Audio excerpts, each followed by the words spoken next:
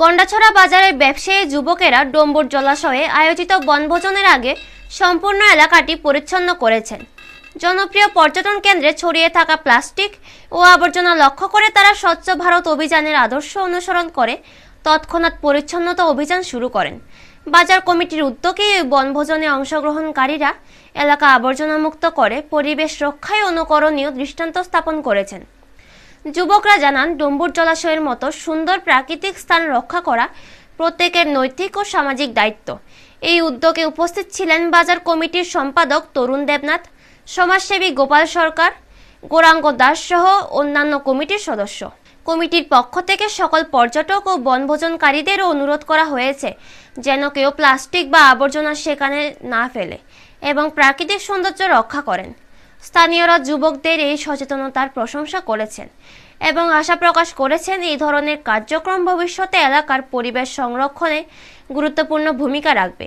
Bureau report, news তৎকাল 24। আমরা গন্ডাছড়া বাজার কমিটির যে যুব সমাজ, এই যুব সমাজ আমরা এই গন্ডাছড়া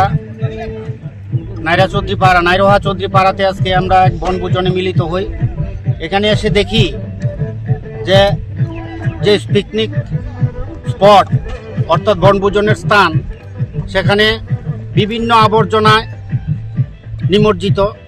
ত্রিপুরা রাজ্যের তথা ত্রিপুরা রাজ্যের বাইরে থেকে যেমন নারকেলকুঞ্জে যেমন আসে পিকনিক পার্টি, এই নাইরোহা চৌধুরী পাড়াতেও প্রচুর এই শীতের মরশুমে বনভোজন করতে আসে। কিন্তু যারা বনভোজন করতে আসে, বনভোজন করে চলে যায়, যে আবর্জনা, বোতল, প্লাস্টিক, বিভিন্ন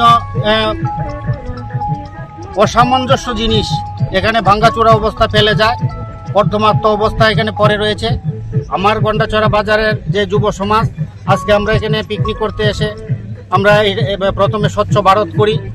আমি গন্ডাছড়া বাজার কমিটির পক্ষ থেকে, যুব সমাজের পক্ষ থেকে আমি সবাইকে অনুরোধ করব, সারা ত্রিপুরা রাজ্যের মানুষকে অনুরোধ করব, যারা আমাদের এখানে পিকনিক করতে আসবেন, আপনারা এইভাবে যত্রতত্র আবর্জনা ফেলে যাবেন না, এটাকে সৌন্দর্য বজায় রাখবেন। তার জন্যই আজকে আমরা এখানে প্রথমে স্বচ্ছ ভারত করি, এরপরে আমাদের পিকনিকের কাজ শুরু করি।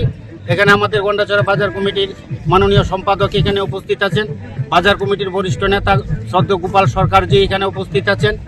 আমরা আমাদের এই কমিটির পক্ষ থেকে সমস্ত অংশের মানুষের কাছে অনুরোধ করব, এটার যাতে স্বচ্ছতা বজায় রাখে। সবাই ভালো থাকবেন, সুস্থ থাকবেন। নমস্কার।